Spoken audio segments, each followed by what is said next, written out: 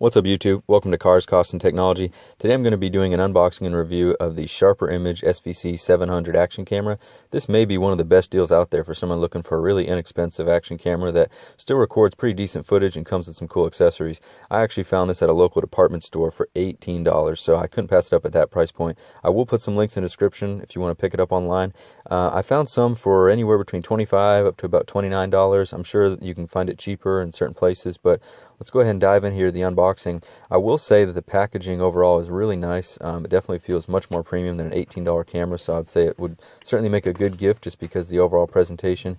Everything is neatly organized within the packaging, a lot of bright colors. Now the camera itself is pretty unconventional. You know, when you look at all your GoPro models and some of the models that are meant to compete with it, they're all this kind of same square design. This is more of a sphere, and it actually feels really nice. It's just cool to see a different shape and design here. I actually really like it. It does only have one button at the top there, and it's got a metal magnetic base, so that's kind of cool to attach it to metal without using any kind of mount or bracket. But pretty basic, you know. Overall, it definitely doesn't have a lot of bells and whistles. But as far as some of the accessories that it comes with, you've got a few things in here. Like I said, pretty impressed with the accessories that come along with it at this price point. Here's the waterproof case. This feels really premium. You can tell that's hard plastic. It's got a nice O-ring there in the middle, so I think that this should hold up really well, but we will test that. Here is the helmet mount. So you can actually mount this on a bicycle helmet for sure. I'm sure it would work on other helmets as well. Handlebar mount and micro USB cable. And then here's a bracket that you can use if you do not want to use the waterproof casing. So a lot of accessories, like I said, for that price point. There's a lot of good things in there. Here's the owner's manual and just some literature that comes along with it. So I did want to just do a quick overview of the camera. Like I said, the one button at the top, you do press it once to turn it on, double press to start recording video. You can actually triple press to record time lapse, and long press to power it off. So we've got our micro USB port for charging, and then you've got the SD card slot. I'm going to go ahead and put a 64 gigabyte SD card in here. I'm not sure what the maximum capacity is, but 64 will be plenty enough for what I'll be recording with this camera.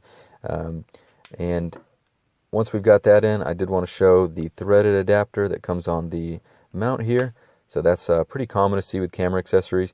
Also, the adapter that comes with it here in my hand, that will actually allow you to adapt to pretty much almost any GoPro accessory out there.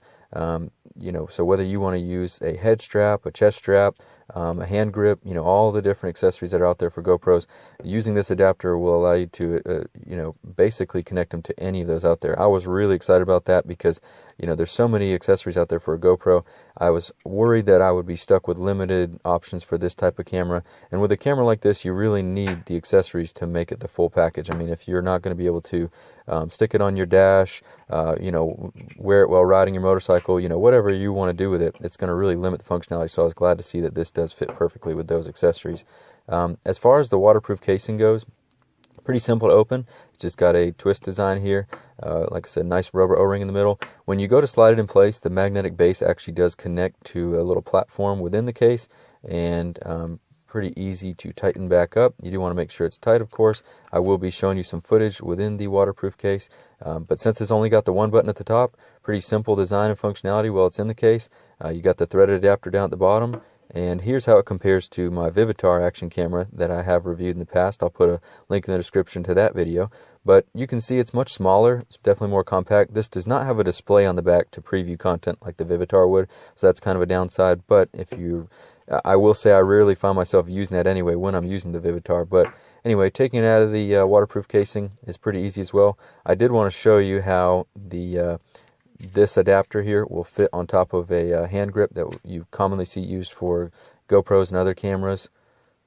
So it fits pretty well. But anyway, I'm going to go ahead and show you some footage samples, and let's see what you guys think.